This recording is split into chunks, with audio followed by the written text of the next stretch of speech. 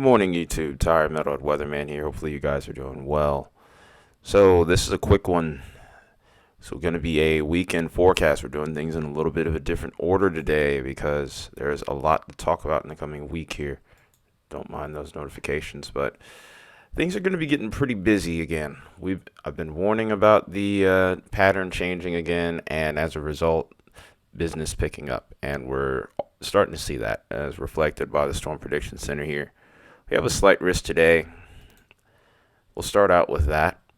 Start out with today's weather real quick. This has been trending much further to the north than what we were seeing over the last few days. It was mainly around the Texas-Oklahoma line, and now this has trended all the way over towards Kansas and Nebraska. Warm sector is moderately impressive. Big cap is going to really inhibit any sort of development further to the south here. Conditions really aren't favorable. The timing isn't together with this setup as far as kinematics are concerned. The jet stream in general just isn't super impressive with the setup. It does seem like it ramps up over the next couple of days, though, so that's going to be something to keep an eye on. But today, the surface is not really going to connect well with the mixed layer, so as a result, wind and hail are going to be the main concerns. There is not really much of a tornado threat today. Do have to keep an eye on this marginal risk for wind and hail, mainly damaging wind, I would say, with this area, with this region over here towards North and South Carolina. But beyond that, still nothing to worry about with the tornado threat. This right here is in association with that closed off cyclone-like esque low that was over here towards the Gulf yesterday. That did end up spawning a tornado over here in South Georgia. This doesn't have the same kind of low-level jet energy present that it did yesterday, so there's not much concern to be had here. Not to say that we still couldn't see a tornado warning or two, but it's lost a little bit of its oomph, I'll say that much. That being said, we go to day 2. This is a day that I'm watching a little bit more closely. So we're starting to see increased confidence for severe weather over here from Arkansas and parts of Louisiana, even a small little portion of Missouri involved just outside of eastern Springfield here. We'll keep an eye on this and see what this ends up doing. Tornado is not the main threat here. There is a slight risk category 4 tornado. It's a 5% area. This is mainly positioned towards the south here and even towards parts of Mississippi involved with that. Still have to watch if you're in the 2% area, but the 5% area is going to be the area of greatest interest. If this gets upgraded to 10%, I probably will go live for it.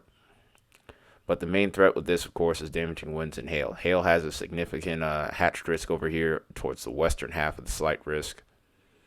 And this is for eastern Texas, parts of southeastern Oklahoma. And we also have Missouri in there as well. Little Rock, of course, is in there. And parts of northwestern Illinois. Illinois. Louisiana. Let you know I'm still sleepy. But that's what we have going on day 2. Then on day 3. This threat moves off to the south and east now. Once again, South Georgia's under the gun for this as well as parts of South Carolina.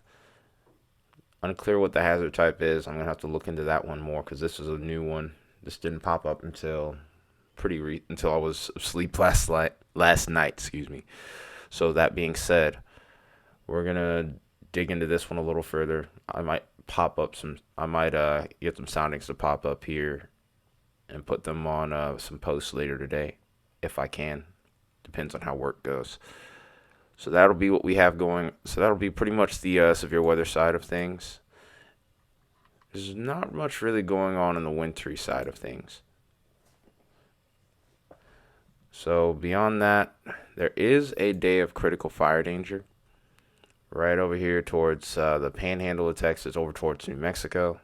And then there's even a chance of some dry thunderstorms over here towards the panhandle of Oklahoma that need to be watched out. We need to be on the lookout for. So if you are planning on burning any sort of leaves or just anything in general, just make sure you are staying within your burn ordinance here, so that way you aren't potentially starting a wildfire. I would get more into the details, but I'm pretty pressed on time. There's also an elevated fire outlook on day 2, and then on day 3, there's no area at the moment. But it's pretty much for the same areas here. with the dry line beginning to set up here, mainly the dew points being low and low relative humidities, along with warmer temperatures, is going to be a big factor in all of that. Plus, it's been dry over here for the last few days, too. So that being said, let's get to the temperatures here for the week. As we know, with the severe weather, we typically will have a warm sector that develops throughout the course of the day. On the eastern half of the country, the western half is going to be a little bit cooler. And we're going to pretty much see this throughout the course of the weekend. Into Sunday, warm sector moves off to the east. Then by the time we get into Monday here, Monday afternoon, new warm sector will be developing across the southern plains.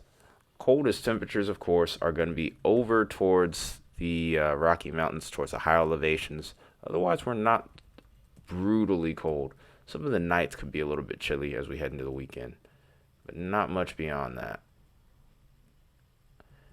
There's a little sector of cold air that does try to sneak in a little bit if you watch real closely. Oops. Over towards Minnesota here. That could help yield to some snow, some wintry weather. But it'll be a pretty fast-moving system at this point.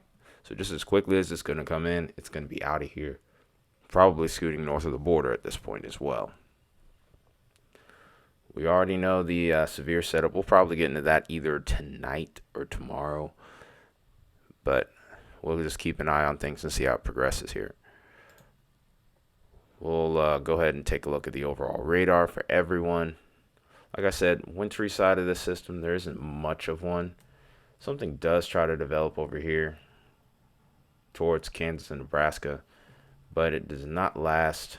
And like I said, there's a tiny little bit of wraparound moisture that's going to develop here, and we might see some snow showers over towards Minnesota, Iowa, and parts of northern Missouri. And then just as quickly as that moves in, you might get some ice that's starting to get out of there, the heavier stuff. We do see the UP of Michigan, parts of Wisconsin in play. And then, of course, there's also this little sector over here towards the Ohio Valley that could see some snow showers, but that's by Monday at this point. We do see our next storm system also coming in, and that's what's going to lead me into the next little segue, not necessarily segue I have here, but the next thing to look out for, which is a new severe weather area for 420. So it's unclear to me at this time because this is actually news to me. I woke up to this, so I'm going to have to keep a close eye on it, but that could be an interesting day right there. So who knows? We may very well end up live streaming this depending on how things progress with this system. But that being said, that's a quick update on things here. Hope you enjoyed it. If you did, you know what to do. Hit that like button. Subscribe if you haven't already. Share the video, of course. And, of course, the comments are always open. Hope to see you guys in the next video. I may very well be live streaming on Saturday, so be ready for that. But anyway, this has been Tire Metalhead Weatherman. I'll see you guys in the next one. Be sure to join my Discord, by the way. Link will be in the description. Till then, have a good Friday.